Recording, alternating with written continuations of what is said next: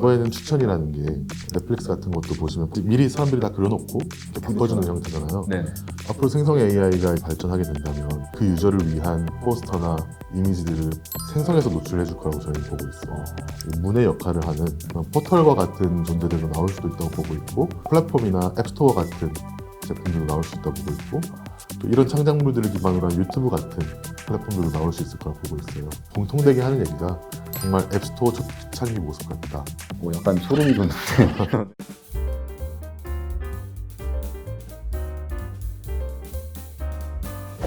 이제 생성 AI에서 중요한 게 프롬프트라고 하잖아요. 네. 정확한 프롬프트를 입력을 해야 네. 좋은 결과가 나온다. 이런 얘기도 되게 많고 해보면 좀 저도 신기할 정도로 결과물이 많이 변하던데. 맞아요. 그래서 이제 프롬프트 엔지니어라는 또 직업이 새로 뜨고 연봉도 굉장히 많다. 네. 그런 얘기가 많더라고요. 리튼에서도 프롬프트 엔지니어 분들이 실제로 이제 근무를 하고 계신가요? 프롬프트 엔지니어라는 직책으로 네. 그런 역할로 전문으로 하는 분들이 합류한 지는 이제 최근에 이제 합류하시고 계시고요. 그 전에 저희는 이제 10명 정도 남짓됐던 팀일 때는 우리 모두가 이 프롬프트에 대한 이해를 높여야 되고 이 프롬프트를 자유자재로 쓸 수 있어야 된다는 생각에 그 한우 상품권을 걸고 이제 해커톤을 해서 모두가 이제 프롬프트 엔지니어 같은 역할을 해보는 시기도 갖기도 했었습니다.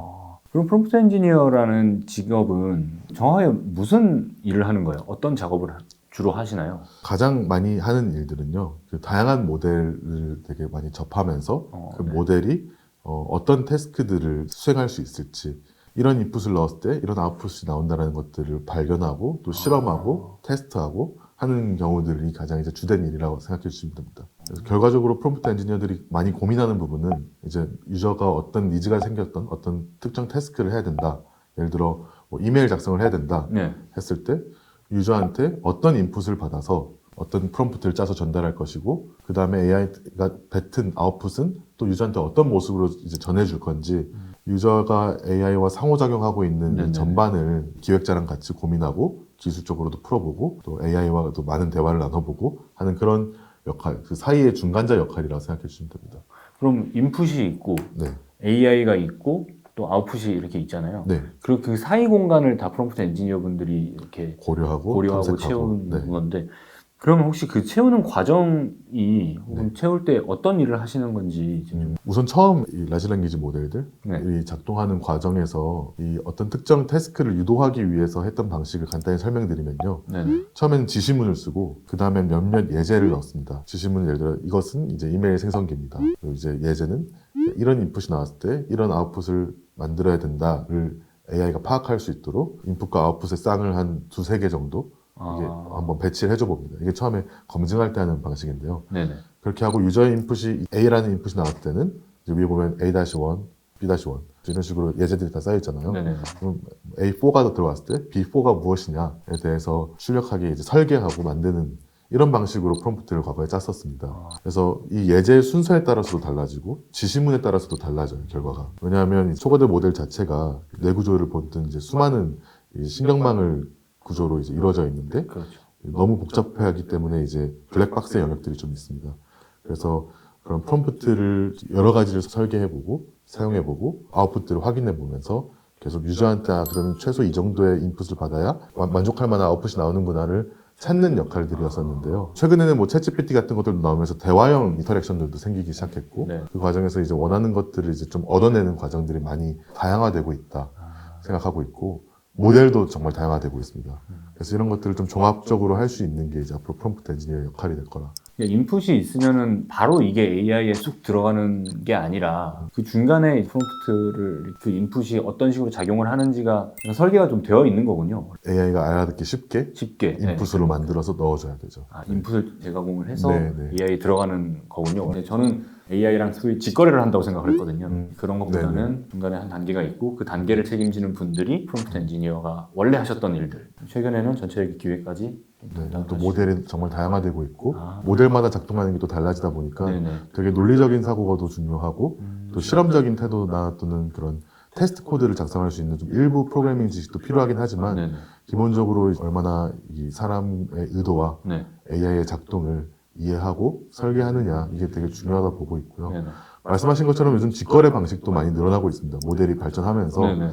그러니까 그건 아까 제가 말씀드린 예제 배치가 필샷 러닝이라고 했을 때 네네. 제로샷으로 바로 다짜고짜 시켜서 아웃풋을 받는 방법도 있는데 그 과정에서도 또 이제 더 좋은 생성 결과물들을 내기 위해서나 또 유저의 앞뒤 직거래하는 과정에서는 네. 그 전에 거래의 맥락을 알아야 더 그렇죠. 직거래를 잘할 수 있잖아요. 네. 마찬가지로 유저가 이 AI와 인터랙션 했던 과거 데이터들을 어떻게 인풋에 같이 넣을지 이런 것들을 고민해서 뭐 일부는 개인화적인 효과도 낼 수 있고 네네. 점점 더 고도화된 생성물들을 만들어내는 다양한 이제 방법론들을 찾아내는 그런 사람이다 생각해 주시면 될 것 같아요. 그리고 또 실제로 모델을 개발하는 과정에서도 네네. 프롬프트 엔지니어들은 상당히 많이 필요하고요. 실제로 미국의 이제 다양한 모델 개발사들도 정말 많은 프롬프트 엔지니어들을 뽑아내고 있고 모델 개발사 외에 모델 응용사나 네. 또는 심지어 일반 기업들도 그런 AI를 본인들의 업무에 도입하기 위해서 프롬프트 엔지니어를 따로 채용하는 사례들이 많이 존재하고 있습니다. 리튼 또한 이제 한국에서는 어떻게 보면 거의 처음으로 프롬프트 엔지니어라는 역할의 직무를 이제 뽑고 있고요. 그러니까 이 생성 AI를 이용한 응용 프로그램이 되기 위해서 꼭 필요한 게 프롬프트 엔지니어인 네. 거네요. 근데 저는 이제 반대로 생각한 게 오히려 이 고도로 발전하게 되면은 프롬프트 엔지니어가 필요 없을 거라고 생각했는데 오히려 더 중요해질 수도 있다. 그 프롬프트 엔지니어도 관심 있는 분들 되게 많아질 것 같은데 이런 분들은 뭐를 해야 될 수가 있나요? 뭐를 공부를 해야 되나요? 개발적인 지식이나 깊이 있는 프로그래밍 실력 이런 것들이 필요한 건 아닙니다. 대신 이제 되게 좀 논리적인 사고도 중요하고 네. 실험을 좀 주도적으로 한번 해보고 또 그 실험을 기록하고 이제 분석하고 하는 그런 분석적인 능력도 되게 중요하다고 보고 있고요. 네.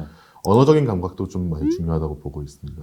근데 사실 이런 좀 감각적인 부분들이나 또 이 모델에 대한 이해, 그러니까 또는 이런 새로운 신기술에 대한 관심도 이런 것도 되게 중요하다고 보고 있는데 결과적으로는 사람과 AI 사이에서 얼마나 잘 중간에 전달자이자 중간자의 역할을 할 수 있느냐가 되게 중요할 것 같습니다. 옛날에 축구 게임으로 치면 약간 그렇형 인재가 필요한 네. 거네요. 그러면 특별히 이분들이 어떤 베이스를 가지신 분들이 더 좋다 이런 거는 어떠세요? 개발자 출신이 좀 낫더라. 예를 들어 언어 기반의 뭐 컨데 마케터 그런 분들이 더 낫더라 이런 거는 딱히 없으세요? 저희 팀 모두가 과거에 프롬프트 엔지니어였고 리틀을 만들어 나가는 과정에서는 지금은 이제 그걸 더 전문적으로 하는 사람들이 있는 건데요. 지금 현재 이제 그런 프롬프트 엔지니어링을 하고 있는 분들도 엔지니어 배경의 사람들도 계시고 사업 개발하셨던 분도 계시고 되게 다양한 배경이 있는데 각각의 특성은 조금씩 달라도 어떤 특정 배경이 더 잘한다거나 이런 것들을 아직 발견하지는 못했고 오히려 그런 좀 다양한 배경의 프롬프트 엔지니어들이 모여야 큰 문제들을 많이 해결할 수 있지 않을까 생각하고 있습니다. 생성 AI 비즈니스도 굉장히 이제 많아질 것 같아요. 뭐 실제로 네. 기업들도 많을 것 같고 그 챗GPT 같은 경우에 사실 뭐 이것저것 다 하잖아요. 정말 뭐 코딩도 해달라면 코딩도 해주고 뭐 마케팅 문구 써달라면 마케팅 문구도 써주고 그거랑 비교를 한다면 버티컬한 AI 서비스들이 어떤 경쟁력이 더 있는지 버티컬 AI 서비스 또는 이런 생성 AI의 응용 서비스들 같은 경우에는 저는 이제 두 가지 요소에서 경쟁력을 갖춰야 된다 생각을 하고 있고 실제로 이런 범용적인 모델 서비스들을 이제 좀 이길 수 있고 능가할 수 있는 그런 요소들이라 생각을 하는데요. 하나는 이제 비즈니스 특화입니다. 그러니까 챗GPT는 되게 범용적이고 또 그런 프롬프트를 많이 찾아 나가야 되는 것에 반해서 이런 버티컬 서비스들은 정말 해당 업무에 있어서 워크플로우에 잘 스며들 수 있도록 설계가 되어 있다거나 훨씬 더 편하게 작동을 하거나 미세한 버티컬 영역에서의 그런 니즈들을 포착해서 구현하고 반영해 놓는 그런 비즈니스 특화적인 부분들이 하나 있어야 된다고 보고 있습니다. 여기서는 그런 워크플로우에서 생길 수 있는 다양한 유저 데이터들을 모을 수 있고 또 그걸 통해서 해당 태스크를 잘하는 특화 모델들을 만들 수 있는 요소가 된다고 보고 있고요. 이 비즈니스 특화 외에는 상호 운영성이 중요하다고 생각을 하고 있습니다. 상호 운영성 네. 그게 어떤 의미예요? 상호 운영성 같은 경우에는 제가 이제 앞서 말씀드렸던 다양한 모델을 선택할 수 있음입니다. 네네네. 네, 그래서 이 모델 개발사가 개발하는 정말 이제 좋은 앞으로 어플리케이션들도 많이 나올 거라고 보고 있지만 아이메시지가 과거에 아이폰끼리만 메시징이 가능했던 거에 비해서 그 외에 이후에 쏟아졌던 메신저들은 뭐 블랙베리로도 할 수 있고 안드로이드로도 할 수 있고 그렇죠. 정말 다양한 이제 생태계를 넘나들었었는데 저는 생성 AI 분야에서 응용 스타트업들은 이제 한 모델에 과의존하는 것이 아니라 되게 다양한 모델의 장점을 흡수하고 종합하고 또 일부에서는 본인들의 자체 모델까지도 만들어 나가는 전략을 갖춰야 앞으로 이 버티컬 AI 서비스 또는 생성 AI 응용 서비스들이 경쟁력을 갖출 수 있을 것이다 그렇게 생각을 하고 있습니다. 이 분야에 있는 이제 스타트업 분들이나 창업가 분들과 이제 대화를 해보면 정말 매일 아침마다 새벽에 이제 그 발표가 되다 보니까 아, 매일 아침마다 새 모델이 나와 있고 새 서비스가 나와 있고 정말 신나면서도 되게 이제 따라가기 힘들 정도다 이렇게 얘기를 하고 계신데 저는 이 과정에서 생성 AI 응용 서비스 기업들은 특히 이런 버티컬 AI 서비스라고도 불리는 이 기업들은 특정 영역에서 거점을 잘 찾아서 해당 거점에서 기술 발전에 대응하는 게 되게 중요하다고 보고 있습니다. 그런 비즈니스 특화와 상호 운용성이 잘 발휘될 수 있는 거점을 잘 잡아서 그 거점에서 유저풀들을 늘리고 기술 발전에 되게 좀 유연하게 대처를 해야 이곳은 이제 너무나도 순식간에 구식이 돼버릴 수 있는 시장이다 보니까 네, 그런 것들이 되게 경쟁력을 갖출 수 있는 큰 요소라고 보고 있습니다. 상호 운용성을 갖추지 못하면, 그러니까 LLM을 딱 하나만 골라서 쓰면은 그거는 굉장히 리스키할까요? 생성 AI가 주는 가치를 온전히 이제 극대화하는 생성 AI 시대 때 이 생성 AI 이기에 가능한 비즈니스를 해야 되는 응용 기업들은 특정 모델의 생태계에만 의존하게 된다면 리스키하다고 보고 있고요. 또 실제로 유저들한테 더 좋은 가치를 제공하는 것 자체가 다양한 모델의 장점들을 종합해주는 과정이 저는 선행되어야 된다 보기 때문에 그래서 기존 기업들이 그런 AI를 도입할 때는 이 태스크에 맞는 그 AI를 선택해서 쓰면 되지만 생성 AI 비즈니스를 하기 위해서는 되게 상호 운영성이 중요하다.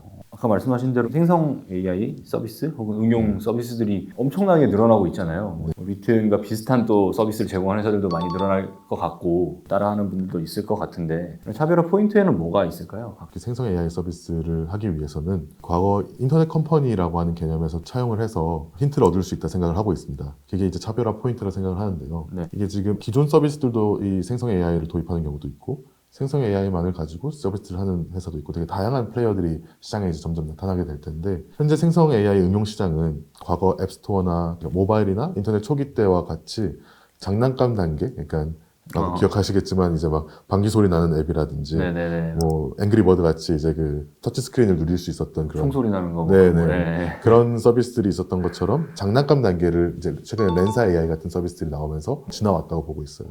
그리고 1년에 1억 불 이상의 매출을 내면서 초기 사업성을 검증한 단계도 지나왔다고 보고 있습니다.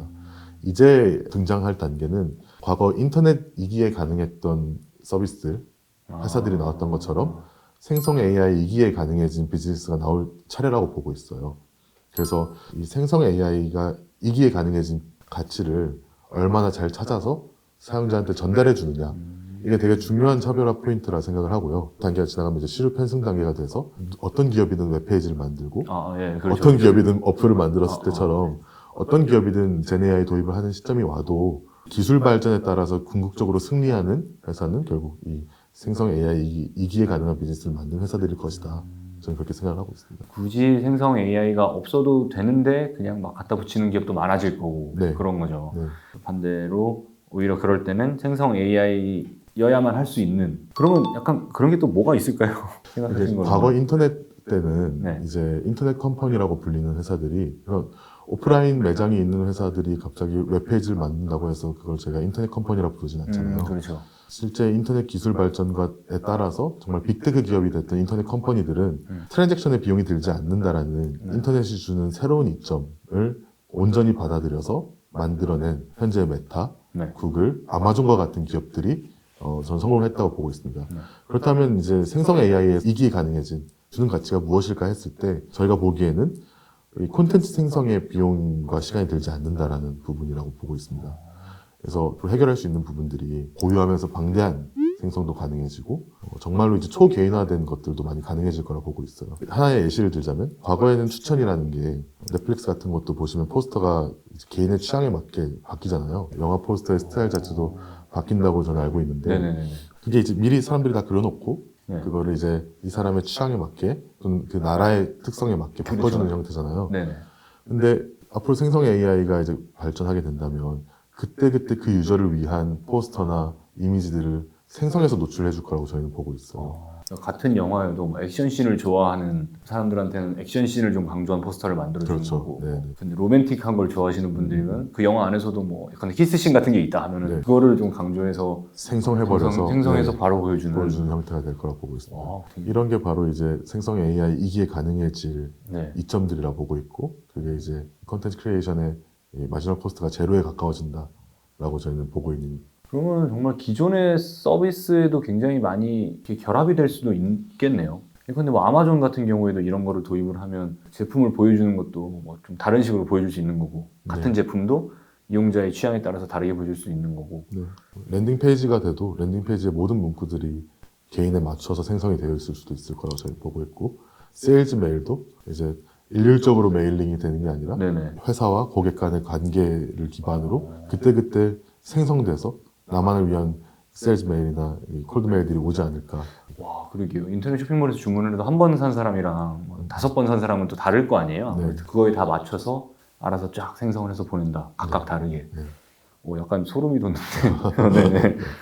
이런 생성 AI 비즈니스 모델에는 또 뭐 사용료 외에 또 뭐가 있을까요? 지금은 사실 아까 리튼도 뭐 마찬가지지만 뭐 얼마 쓰고 좀 쾌적하게 만들어주고 다이렉트 레인을 만들어주는데 월에 얼마씩 이런 비즈니스 모델이 많은 대중적인 모델인 것 같은데 또 어떤 비즈니스 모델이 있을지 혹시. 정말 수많은 서비스들이 나오고 인터넷과 모바일을 능가하는 이제 기술 혁명이라고 평가하고 있는 과정에서 그게 핵심이 됐던 게 이제 인터페이스가 바뀌는 것이거든요. 과거 이제 GUI 기반에서 또 터치스크린이나 또 새로운 형태가 왔다가 이제 지금은 이제 완전히 언어 기반의 그 인터페이스가 이제 보편화가 되는 과정에서는 또 하나의 기술과 사람을 이어주는 창구의 역할, 문의 역할을 하는 그런 포털과 같은 존재들도 나올 수도 있다고 보고 있고, 플랫폼이나 앱스토어 같은 제품들도 나올 수 있다고 보고 있고, 또 이런 창작물들을 기반으로 한 유튜브 같은 플랫폼들도 나올 수 있을 거라 보고 있어요. 아예 생성 AI 응용 프로그램을 통해서 만들어진 콘텐츠들만 같이 뭐 그럴 수도 공유하는. 있고요. 아, 네. 네.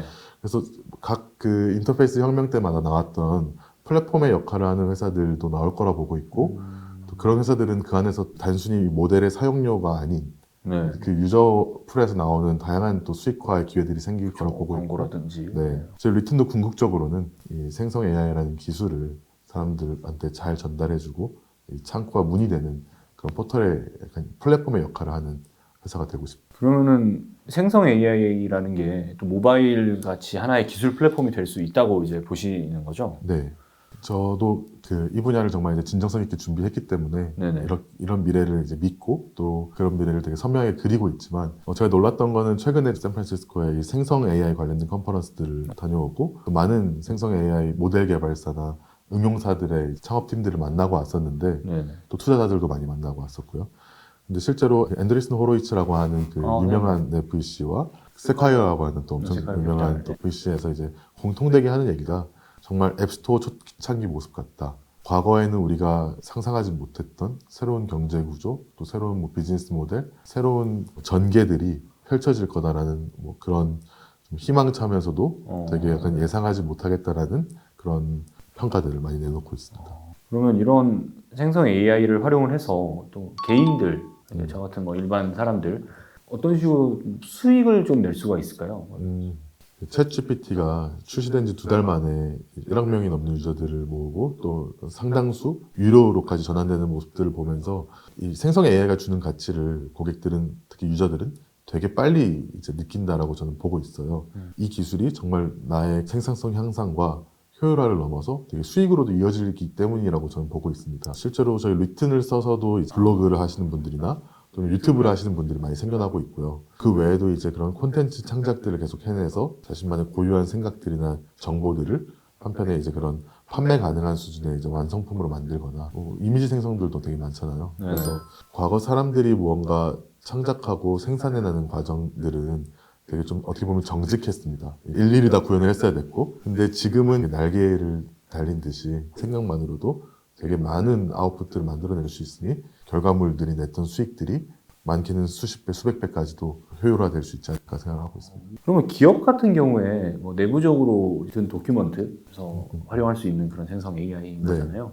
기업 내부에서는 또 어떤 식으로 더 활용을 할 수가 있는? 보통 기업에 갖고 있는 그런 로컬 데이터라고 하는, 기업이 갖고 있는 뭐 독점적 데이터들을 이 모델 구조에 추가적으로 학습을 시켜서 이 모델이 우리 기업을 위한 인텔리전스가 될 수 있도록 만드는 그런 방식들도 있을 수 있을 거라고 보고 있고요. 그리고 한편으로는 말씀드렸던 것처럼 리튼 도큐먼트라든지 이런 툴들이 실제 실무자들의 워크플로우에 잘 녹아들어서 전반적인 생산성 향상과 더 중요한 것들에 집중하게 하면서 되게 많은 혁신들을 앞당길 수 있지 않을까, 그 정도로 일단 보고 있습니다. 그럼 리튼에서도 그런 요청들이 좀 오거나 그러진 않나요? 각 기업에서 우리 기업에 맞는 거를 좀 도와달라. 뭐. 그래서 저희도 사실 실제로 제품 출시라고 지금까지 300건이 넘는 B2B 인바운드 건들이 있었고요. 와.